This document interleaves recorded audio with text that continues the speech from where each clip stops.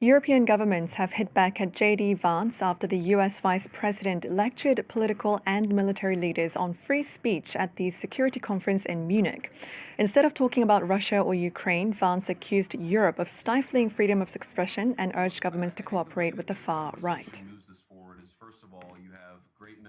Well, President Volodymyr Zelensky has also been addressing the Munich Security Conference today. He said Ukraine would never accept any peace deals reached behind its back or without Kyiv's involvement.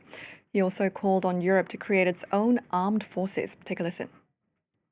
Let's be honest, now we can't rule out the possibility that America might say no to Europe on issues that threaten it. Many leaders have talked about Europe that needs its own military, an army of Europe.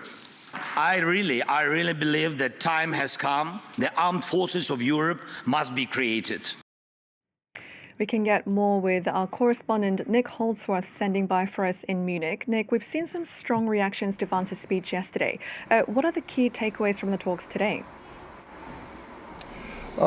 As we've just heard, Volodymyr Zelensky pivoting towards Europe now that it's clear to him that he can't rely upon American support anymore. And I think it's fair to say that the shock to European leaders after that speech yesterday, criticising Europe for all sorts of things and giving a lot of friendly sound bites to the far right across Europe, has alarmed European politicians. And we've seen the Chancellor here in Germany, Olaf Scholz, who's running for re-election in just a week's time, roundly dismissing the idea that politicians in Germany should work with the far right and saying that they won't, and resenting the interference, as he called it, in the German democratic process from the US Vice President. And his remarks were backed up by the front-runner to be the new Chancellor, Friedrich Merz, the head of the CDU, who told a panel at Munich today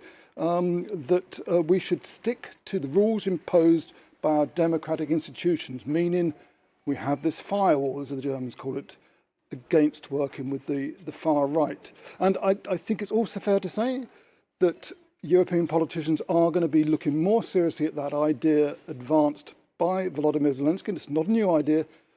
President Macron has talked about this in the past, of having a European army. It is really clear now that America is more interested in supporting populist parties across Europe. J.D. Vance yesterday said there's a new sheriff in town, than they are in supporting the Europeans to continue their support for Ukraine against Russia. Indeed, J.D. Vance barely mentioned Ukraine and Russia yesterday in his speech.